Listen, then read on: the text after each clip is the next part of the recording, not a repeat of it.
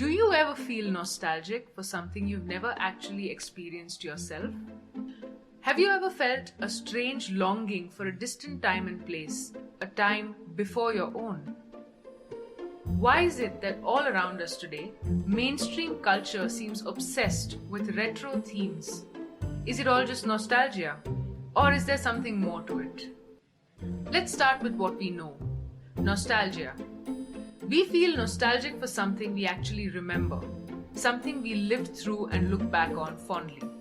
But what about feeling nostalgic for something you never lived through? Recently, this phenomenon has found a new name, Anemoia. In 2013, the Dictionary of Obscure Sorrows defined it broadly as nostalgia for a time you've never known. So how is anemoia different from ordinary nostalgia? Nostalgia brings back our own fond memories. It's an inside joke that only some will get. It's exclusive. In anemoia, the memory is not any one person's, but comes from the memory of the culture. We may not recall the specific reference, but can identify the theme through the retro aesthetic. Nostalgia is specific. It is a reference to a single memory from a person's past. In anemoia, on the other hand, the magic is in the presentation. The imagery and effects used recreate the vibe, the emotions from the past without actually pointing to a specific moment. Most importantly, nostalgia is past-facing.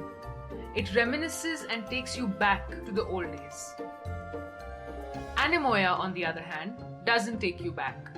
Instead, it brings the vibe of the past into the present. So while being similar to nostalgia, anemoia is an intangible effect of cultural memory. It brings themes from the past into the present. But why do you think this happens? Why is it so appealing to bring back vibes or emotions from a time before our own? To know more about Anemoia, check out the latest newsletter by Plum.